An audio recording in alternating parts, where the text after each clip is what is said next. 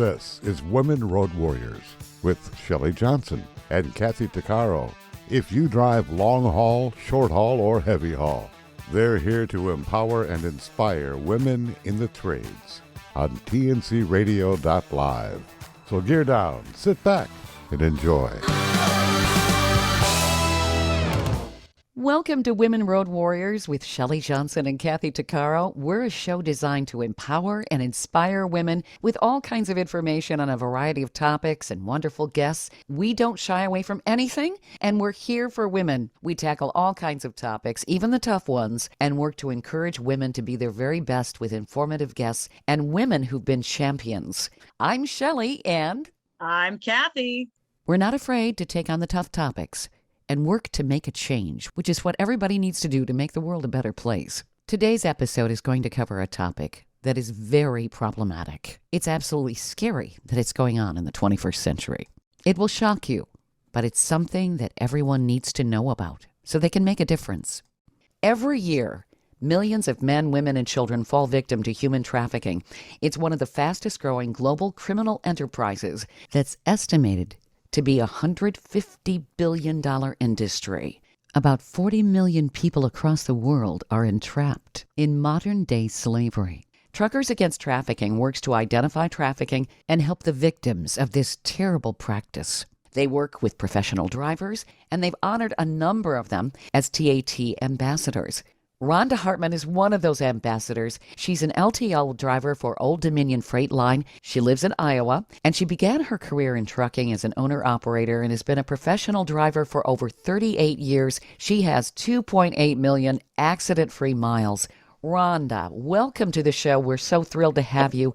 We want to thank you for doing what you're doing to stop human trafficking. How did you get involved in helping victims of human trafficking?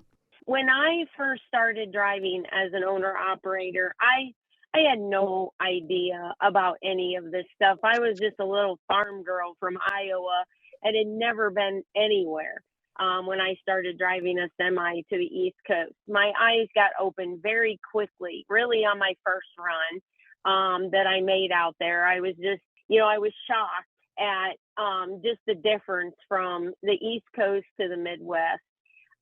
My first time where I really knew that that's what I was looking at was actually about 10 years in. I had seen it, I had seen some women in truck stops, back then they would approach the drivers. But, most of those were adults. I really wasn't thinking about it from the standpoint that I thought that they were being trafficked, although they probably were. They probably had no say in what they were doing. But I did not realize that at all back then. But the first time I really realized, I actually was driving for Walmart Transportation at the time and coming into the north side of Chicago. And a van kind of got trapped beside me. It was dark. And I don't look down to vehicles as I'm driving. I'm just watching the road. But this van had gotten kind of trapped there. Another truck was in front of me. Another truck was in front of the van. And what I saw was a van full of under 1-year-old children, all strapped in car seats, bolted to the floor of this van because the light was on in there. I could see through a window. There was one driver, no other adults in the van. And even now, just saying that, like I get goosebumps, I get this pit in my stomach that I know that's what I was seeing, that these children had been abducted from somewhere and was being trafficked in the middle of the night. They were being taken. And back then that was not, not everyone had cell phones. There were a few like bag phones, but it was very expensive, so most of us didn't carry it. And I kept hollering on the CB trying to get the attention of a police officer and never did. The van finally sped around the other vehicle, and I never found out if it got caught or not. But I knew in my heart that that's what I was seeing. And that's when I wanted to find out more about what was going on and what this industry was really capable of. So how young do they bring people in? You said 1-year-old children? Wow. Yes. Yes, Yeah. this was, and back then there was times where they were so brazen, and I remember hearing it on the news where they would go into the hospitals at night when there was very few people working there and just take babies Oh out my of these gosh. hospitals. Oh my But I God. don't know where any of those children came from, but there wasn't any of them that were older than 1 year old. And there was at least 10 car seats in there where they were strapped to the floor. There's no way one person would be hauling 10 children under the age of 1 in the middle of the night. Yeah. Something that was not illegal. Oh my God. So are these children, when they're abducted, destined for a life of pornography and prostitution? How does this all work? Some of the really young ones like that might be stolen to actually sell to give to families who are desperate for adoption. They have no idea what's going on. Those children are all so young that they would have no memory of, their real home and their real parents. So they wouldn't only know but what they were told. So you have no idea. I mean, it's such a wide variety of what happens, from our youngest victims, to adults. They used to call it indentured servitude. Yeah. And that's kind of what really still goes on, where people are brought to this country or other countries and they're put into, they're told all kinds of good things, like the adults especially, or near adults, older teenagers, that, they're going to have this marvelous life and this is what they're going to get to do. That's not what they're doing at all when they get here. They are forced into some kind of labor that person basically owns them. They'll never have that debt repaid. And a lot of times if they try escaping that or try to do something different, they've got their families in the country they came from. And that's how they threaten them and keep them in line. Oh, it's just unbelievable that in the 21st century, this is still going on. And I am just horrified at $150 billion industry. I mean, this is not an industry. This is pure evil. Oh, it is. Oh, and this is going on in North America. It's going on all over the world. But North America actually has a very high percentage of it. Am I correct? Yes, there is a lot of them. And sometimes they don't stay here. They pass through here, because if you come from the U.S., then you can get into a lot of other countries without a lot of problem. But if they've gotten all the paperwork for you, they can put you anywhere. But a lot of them come through here. I live in Iowa, which is dead center in the United States. It has 2 major interstates that run through it, I-80 that goes east to west coast, and I-35 that goes from our very northern border to our southern. And it's like in the middle part of the country. A lot of people don't know what they're looking for, but that's a super highway that takes them through, if that's how they're going, is, in a vehicle of some sort. How has this gotten to be such a terrible scourge without It's the a authorities pandemic. knowing? Yeah, it Right? really is. It's a pandemic. Yes, it absolutely is. I think, it's kind of one of those, if you can call it an industry, but it's one of those industries that people don't want to talk about. If it doesn't happen to them personally, if they don't know somebody personally, they just don't even want to think about it. So it's a very hard subject to talk about. Can I tell you one of the more recent stories? Oh, sure. Yeah. Yes, please. Okay. My oldest granddaughter, she graduated from college and was in she went into the ministry at first, but then she decided to get more involved in helping kids recover from homelessness, abuse in the home, removing, children from the home. And she worked for a company that was called Yes, and it was Youth Emergency Services and Shelter in Des Moines. It's a private organization. They would get kids off the street that were runaways. A lot of those kids had come from traffic situations or just very, very bad home life to where they felt living on the street was better. Most of them were middle school aged kids, if you can believe that had left and were already on their own at the ages of 10 to 12 to 14. And that was the main age group that she dealt with. So at this shelter, they found a girl on the street that said that she was homeless, had been trafficked, and they took her in. It's a private organization, so they clothe them. They have a school in there. They have food for them, clothes for them, counseling for them, because they all need a lot of counseling. This girl bonded really well with a couple of other girls that were 11 and 12. And they kind of let them do that because nobody understands what they're going through more than another child that is going through the same thing. Mhm. Yeah. The 11 and 12-year-olds were actually from the streets of Des Moines. This girl had said she'd come from Chicago and was dropped off there. Well, what it turned out to be is she was actually sent in there by traffickers to try to get the 11 to 12-year-olds to leave on their own and get into this. Of course, that's not what they're telling them they're going to do. So one night, Liz had no idea that that's what was going on with these girls, and that they had, she was recruiting them is what she was doing. Oh my God. And yeah, that's what happens more than people realize. So she's dropped off in another town, and she's sent to the shelters to convince other girls that, are not in a lockdown shelter. They could leave if they wanted to, but they, highly discouraged it. So an alarm would go off if a door opened, especially after, in the evening. And the door opened, the camera came on, and Liz saw these 3 girls running towards this van. And she bolted out that back door and screamed at them at the top of their lungs to stop. The van slammed the door and took off before any one of the 3 girls had gotten in it. Once they got this girl that said she was 14, and they got the police involved, she was actually 18, but she looked 14, so that's how they could keep sending her into these places.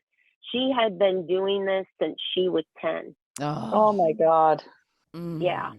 Oh. And she helped them to understand what was going on and what they really do to them, and how they have put her, she was an Asian girl, so she's very petite and she looked very young.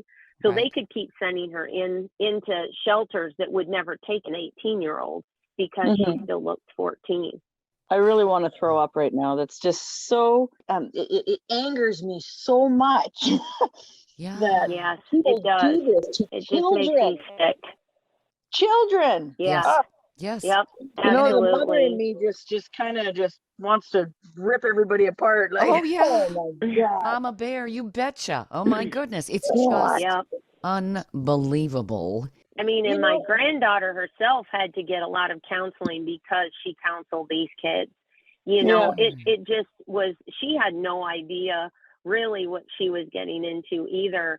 She had went to college for this and had learned a lot about it, but she still, to hear it from their mouths on what goes on.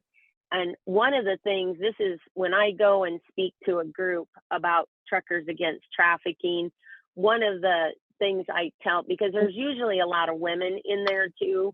Sometimes I'll speak to insurance agents, and the women just, there's not anybody not crying by the end of that TAT program. It's an unbelievable program because so many women speak on the videos that have been trapped in that and have managed to get out, and they tell the story of who helped them to get out. And a lot of it, it's just, it's a truck driver that sees something that's not right and calls it in.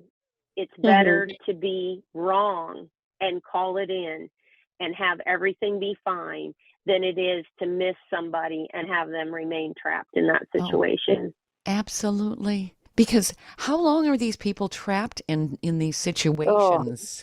Sometimes they never get out. They're in it their whole life. That is just sobering. Trapped in that for their whole life. We'll be covering more about how grave human trafficking truly is and what people can do to help. Coming up next. Stay tuned for more of Women Road Warriors coming up.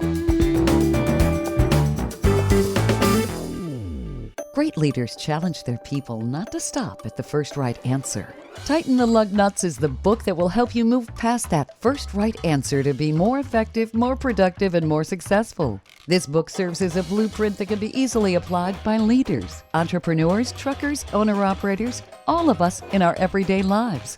This is one of the best leadership books you can read to help you accelerate towards your personal and professional goals. Plus, a portion of the proceeds will be donated to truckerschristmasgroup.org. Visit TightenTheLugNuts.com to order your copy today.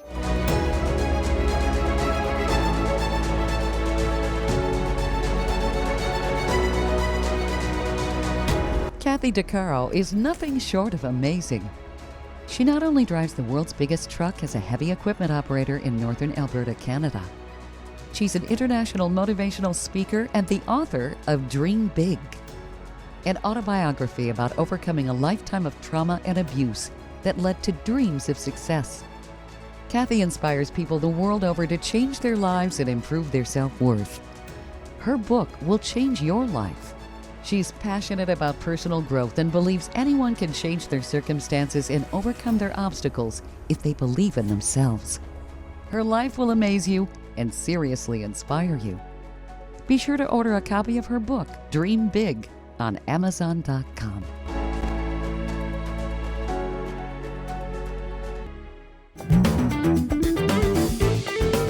Welcome back to Women Road Warriors with Shelley Johnson and Kathy DeCaro.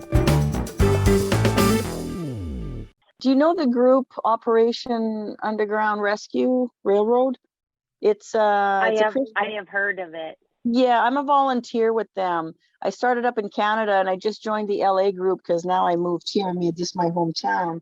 They are worldwide and I aim to be even more involved with them because I work with children around the world. Like yesterday, when I go to Grenada and the Caribbean islands, it starts from there because the poverty is so great that children get scooped up or sold from the families down there. Yes. And they think that they're selling their kid to, like you said earlier, to be brought into better conditions, but they're not. But even if they're not sold, the amount of child sexual abuse that goes on those islands, like people go there for the posh resorts and this and that, they have no idea what's going on outside that resort. Well, I took it upon myself years ago when I first started, when I got my book coming out in 2017. My friend had said, "Oh, you got to go to Grenada because there's a girl that has her story." So I did. And I was shocked. I mean, I was sitting in a church full of, there was 138 students, these little tykes. And I was talking about good touch, bad touch, and about not keeping secrets and having a voice. And you could tell as you're looking in the eyes of these kids, which ones were being abused. And I would say 90% of them were. It was awful. And then as I'm talking to the locals, as I'm going along, my good friend who called me yesterday is asking me to go back to Grenada to do more community events. She was personally raped 5 times before she was 17 by 5 different men in 5 different situations, right? And it's so all horrible. Over. It's horrible. And in Barbados, I do the same thing. I talk to the kids there, and I go to like these 10 different schools, and it's the same thing in every school. I go to St. Vincent, the same thing, and it's worldwide. So I can only do my part, and I'm very grateful that you're on the show today to be able to raise more awareness of what goes on in our own country. Yes. Right? And people don't realize it. It really is right in front of our faces, but we just don't see it because the illusions are so great. Thank you for what you do. Right. Yes, absolutely. Absolutely. What is happening a lot of times, especially in the U.S., is these kids are going on their own. They're leaving their homes, which are, not all of them are horrible. A lot of the kids that are taken are, they come from very good homes. They just maybe don't talk to their parents as much as they should. But one of the things that came from this girl in the shelter that she made them aware of is some of their biggest recruiting in the United States is in malls. They go, Okay. they send these girls, like the one that looks 14, they send those girls in there to befriend a group of girls that are hanging out in the mall together. Now, a lot of parents think if they drop their children off and they're in a group that they're safe, but they know how to pick out the ones that would follow much easier than which they're not going to go after the kids that go, get out of my face. You know, they're not going to go after kids that'll do that. They're going to go after the ones that are real quiet and that could be, you know, taken. They promise them all kinds of stuff. They lie to them. They tell them they're going to sell perfume or whatever, and they're going to make all this money, and they leave on their own. And then they're in the sex trade. That's not what they're doing. That's all that they've gotten them for. But they send in these, you know, these girls, not just girls, boys too, that look young and that befriend these kids, and they know how to pick them out.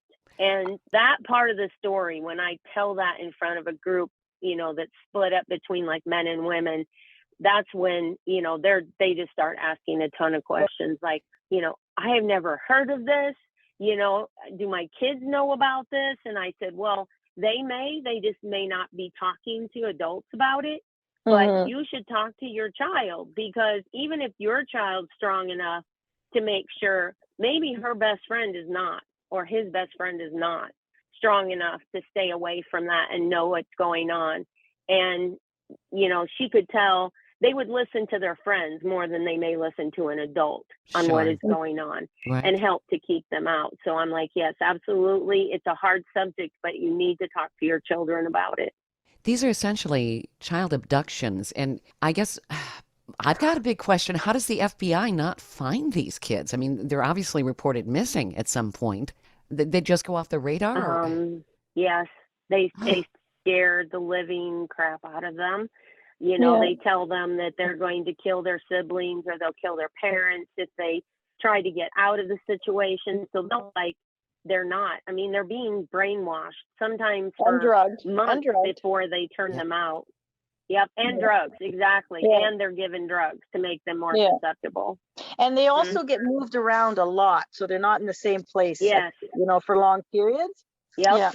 They're not familiar. Yeah, there's a lot in Canada. My very good friend, she was living with me up till last year, until she sadly passed away, but she was very, very involved with the Salvation Army and human trafficking. Because she was trafficked herself, and so she was right in there in all of Canada, and she would go, she was going to conferences worldwide, raising awareness about this.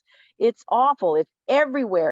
And a lot of these girls, they get moved around, not say in one country, but then they get moved overseas, so they're never found again. Right? It's very, very difficult for the like you were asking Shelley about the FBI. It's very difficult to track.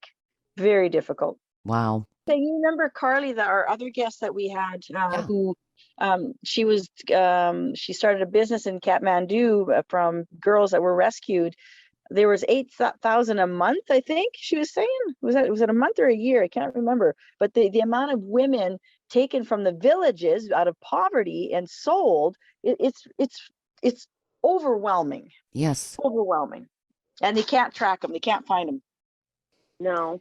Rhonda, you were saying that it's gotten worse with the electronics, and you would think it would get better, but it's actually gotten worse? Yes, I think it is gotten worse, only because, you know, you've got all this modern technology now.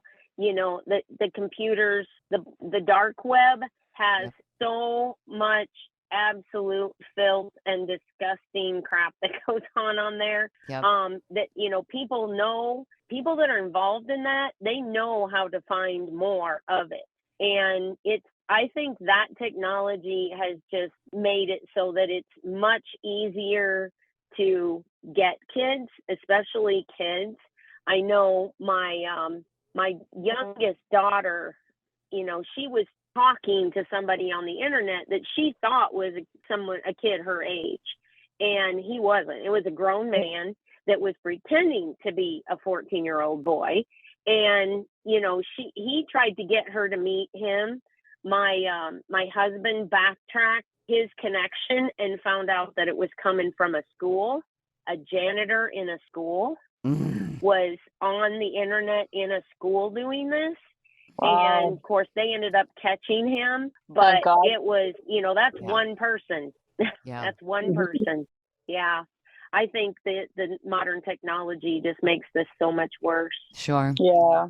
People can hide in the shadows and be somebody they aren't. It's just insidious. And that's where, Rhonda, what you're doing is so important. And you too, Kathy, with the involvement, getting the awareness out there, making changes, and providing some sort of an avenue for these victims. I mean, to be trapped in something like that and to be a child, oh my gosh. It's horrible. Yeah. Yeah. And it's not like, if they do have a cell phone or anything, they're going to take all that stuff away from them.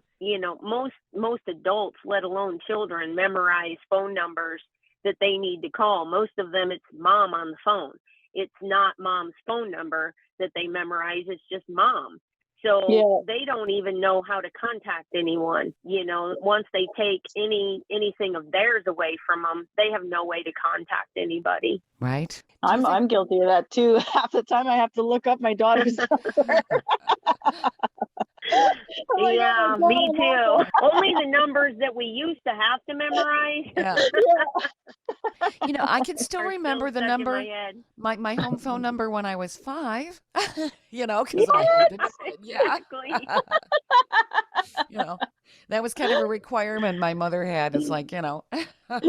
I remember when we were kids, that was, you taught them their name, you taught them their phone number, so that if they were ever in a place, they knew their phone number, they could call home. Sure. But, now we just, we've all, I don't know, gotten lazy or something. We don't do it anymore. We don't memorize that stuff anymore. Maybe it would be something that would be good for parents to start doing with their kids, because if they do get caught up in something like that, they can't take their memory away, and they have some possibility of reaching out for help. Yeah, absolutely. That's a very good idea, actually, to just remind people that they need to teach their children their parents' phone numbers. Yeah.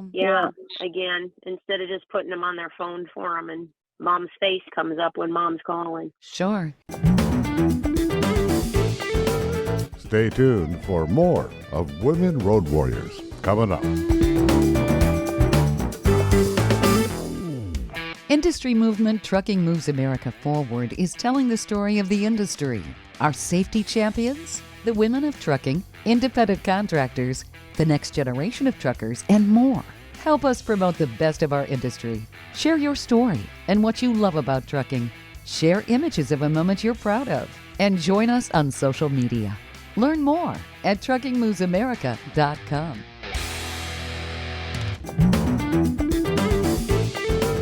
Welcome back to Women Road Warriors with Shelley Johnson and Kathy Tuccaro. Rhonda, do you see that the perception is changing at the truck stops and so forth? I know that there had been this stigma. Oh, absolutely. With the women that are out there, that these people are victims, and you can't just assume, well, the negative names they call these women, and mostly women, I guess. But do you think that that's changing, and that there is more of a proactive attitude to help them? Yes, absolutely. Especially with programs like Truckers Against Trafficking and, the one that Kathy belongs to, the same thing. They are, inside of every restroom door that I have been in, whether it's in the mall or in, a gas station or in a truck stop, on the inside of the door, it has that information on a little poster. Are you being forced to do something you don't want to do, with phone numbers on how to get a hold of somebody? So I think, everybody's seen those. I think putting that stuff up has made the truck drivers and, a lot of people that travel, they stop in a lot of the truck stops and stuff too along the way. They like, they like that atmosphere. They have a lot of unique things in there. And I think that when industries like Truckers Against Trafficking put these posters up with, numbers that's very easy for the victims to remember. And if they ever get to a phone where they can make a phone call, they can easily remember these numbers. I think that's such a great idea.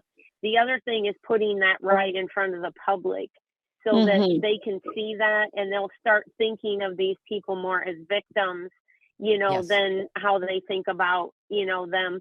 But the numbers are so much lower in like any place like truck stops, rest areas by far than what it was in the 80s because then there wasn't the technology for them to get on the computer and say, here I am, or here this person is, how much do you want to pay for them? They actually had to go out into these places and be there. And the truck stop owners themselves have cleaned that part of that industry up a lot. So I don't see near that I did back in the 80s when I was running over the road. So where are they rendezvousing? If they're not in the truck stops and there's been that kind of an effort, the traffickers are going to try something different. Are they? Oh, yeah. They're just putting them out there on the internet. So people are just making appointments and getting sex from the internet. Yeah, a lot of times they are, or they'll say, this person will be at this location if you are interested, and they put pictures up of them. And then, these people show up that want to spend time with them. It's just so disgusting. I can't even, I just cannot even imagine being in the position, like, especially the children, but even young adults, as a woman, as a mother, as a grandmother with, grandchildren these ages. I just cannot imagine. It just makes me so sick. Oh, yeah. Me too. Yeah, me too. It's just, oh my God. So what can the public do? How do they recognize human trafficking? Are there specific signs that, or not? I mean, it may be obvious sometimes and maybe it isn't. There are certain, they teach these, the people that they're trafficking, they teach them how to not be noticed, but sometimes it's like when Kathy said that you can look into their eyes and you can tell there is something not right here. Anytime that you sense that, I think it's much better to make a phone call. If it's a guy if it's an adult male trafficking a younger female, he's not going to go into the restrooms with them. So I try to talk to the women that, say hello to these kids, try to engage them in conversation if they're in there by themselves. If they're on their phones and they're blabbing away, then they're probably not one of these ones that are doing that. But if they're in there, they look scared, just say, is everything okay with you? Are you all right in the situation you're in? And if they still look scared and they say that they're fine, it's always better to call 911 and give a description of what that person is wearing, about how old they are, the description of the person themselves, and let the police handle it. If there's nothing going on, then there's nothing going on and everything, will go about its way. But otherwise, if there is, you might be the only person that ever tried to do that for that person that is being trafficked. And you're their only lifeline. Yeah. Yep, absolutely. So calling 911, police will respond immediately on something like yes, that? Absolutely. Okay. They'll answer that. And usually, they're in a pretty populated area because they blend better in a populated area than, places that are less populated. The police officers are not that far away. And, they can tell the difference between somebody calling that says, I'm just really concerned about this young girl or this young man. The situation doesn't look right. They're being forced along. You can tell that the adult is in control of this situation, and maybe it's just that person's child that's acting up in public. But I just have a really bad feeling about this. Somebody could come check this out, and I'm sure that there would not ever be a police officer that would ever turn that down. Yeah. Well, you hope they wouldn't. Yeah, exactly. Yes, yeah, absolutely. Oh my God. I think that this program that Truckers Against Trafficking has is so very important. And what you're doing, Rhonda, is invaluable. You're making such a difference, and you're educating people How do drivers get involved? And I would imagine you don't have to necessarily even be a driver to get involved with Truckers Against Trafficking. No, you don't. The thing about truck drivers is the public is so used to seeing the semis around all the time that they kind of forget about us. It's like we're anonymous almost. Unless they look right up at us in the cab, it's just we're a truck, we're not a person. And that's how we can see things sometimes that people do not realize we see. Plus, we sit a lot higher.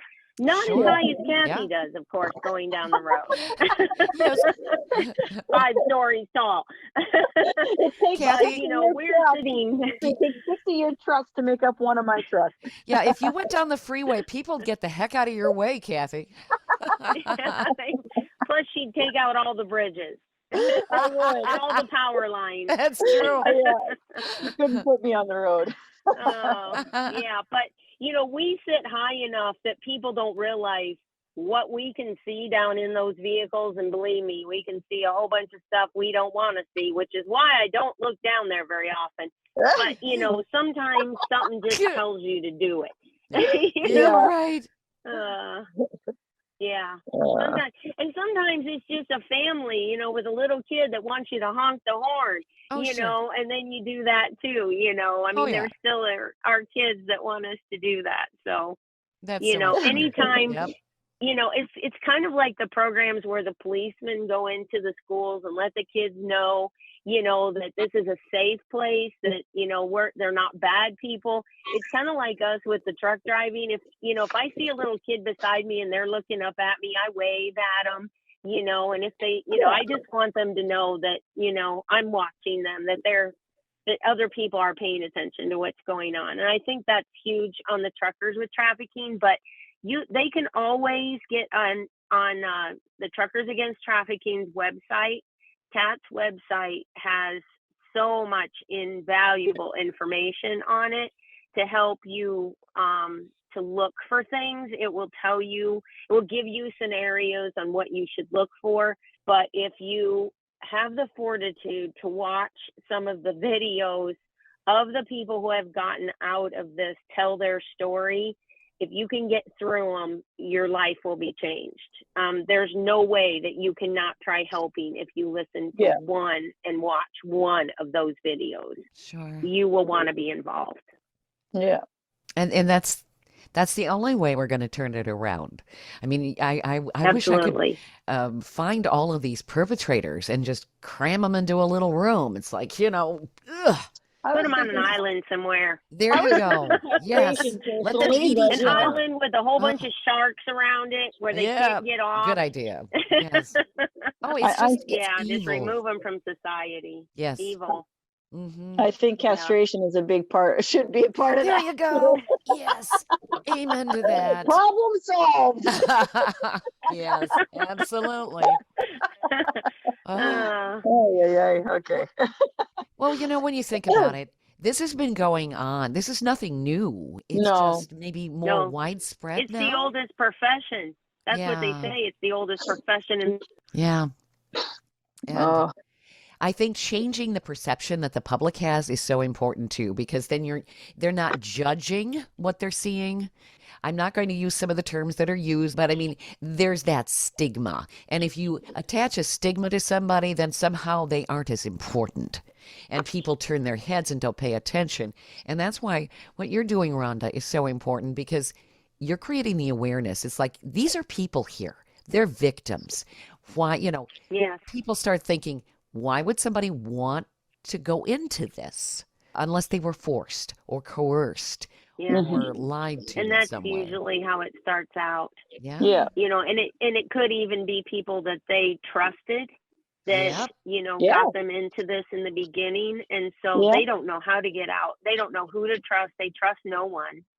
So it's just, it just keeps continuing until somebody steps in there. Once it becomes such a stigma that the public itself has the outrage, then it will stop. Yes. But as long as it's kept in the shadows, it will keep going. And as long as they're customers. Yes. I can't understand how anyone in all due conscience can be a customer. I cannot understand that either. It just, oh, it blows my mind. If they're children, you know. Yeah. Yes, the ones that you're involved with, especially Kathy, those are all children. Every single one of them are. It's just, I Yeah. don't think they have a conscience. That's the only explanation that Yeah. I can give to it, is they cannot have a conscience Right. to go through with something like that. Yeah. Yeah, you're right. You're absolutely right. The sociopathic tendencies are rampant.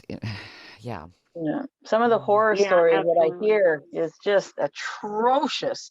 Like I have a bad story, like a lot of bad things happen to me, but I can tell you one thing, there's a lot more worse out there, like a lot more worse, like holy, which is why I do my part. I mean, I think if everybody, part of the solution is number one, the awareness, but Yep. number two is actually being active in doing something, in trying to create change. And I will spend the rest of my days until the very last breath that I breathe, trying to make changes and in the world everywhere I go. It doesn't matter if I'm in Timbuktu in a small little village, I'm going to be making a difference somewhere, you know, and that's how I choose to live my life. But I think if every person can contribute to at least making one change and Yeah. trying to raise awareness, that's how communities are expanded and grown, right? It's all a Yeah, collective effort. absolutely. Yeah. Collective consciousness Yes. raised. Yep. Yeah.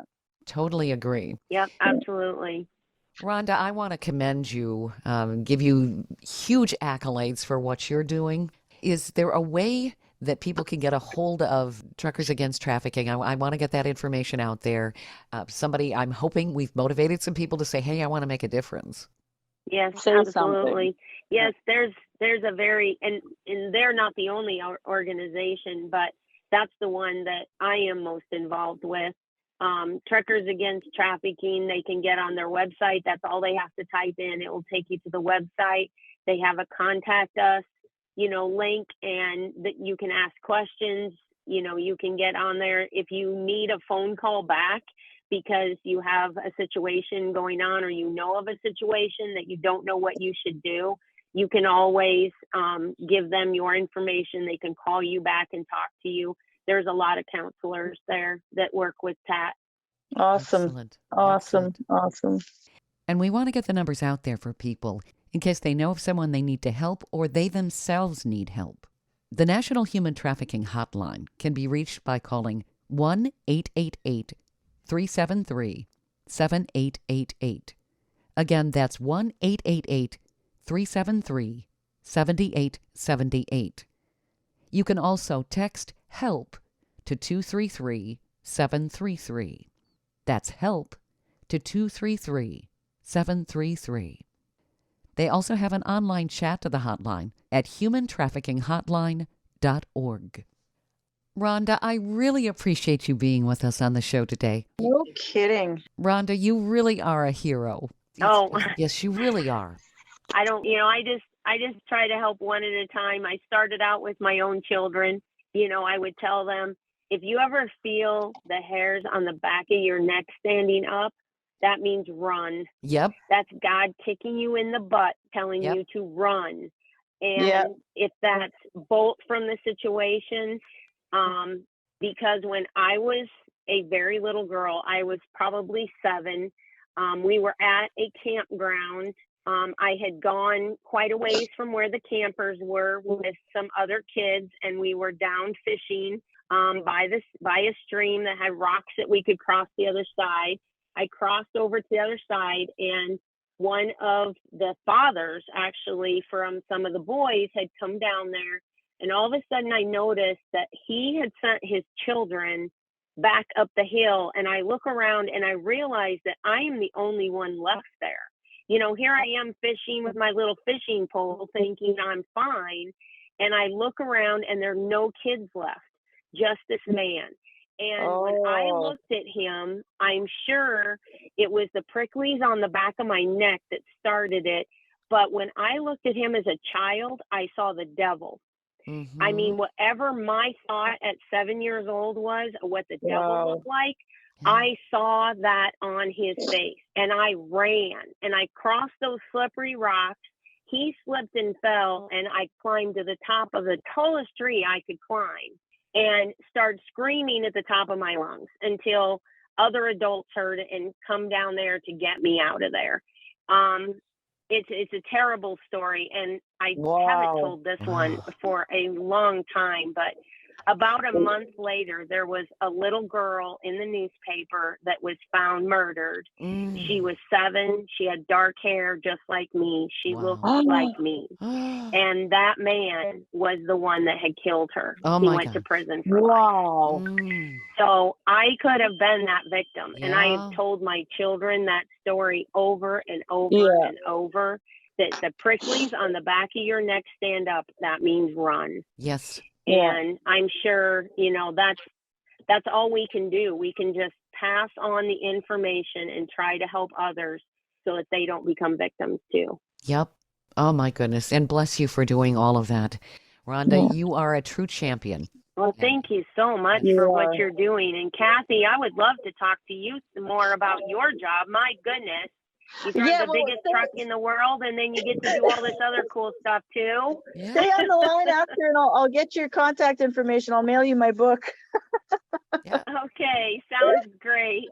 Okay. Thank you so much, though, for asking me to do this. I really appreciate it. I just want to get the word out there as much as I can. It's such a hard subject to talk about, but we have to talk about it. Otherwise, it just continues. That's right. And we can make a difference. I really believe that. Yes, we can. Yes, we can. Thank you again, Rhonda. It's been great talking to you. You've been listening to Women Road Warriors with Shelley Johnson and Kathy Tuccaro. If you want to be a guest on the show or have a topic or feedback, email us at info@tncradio.live.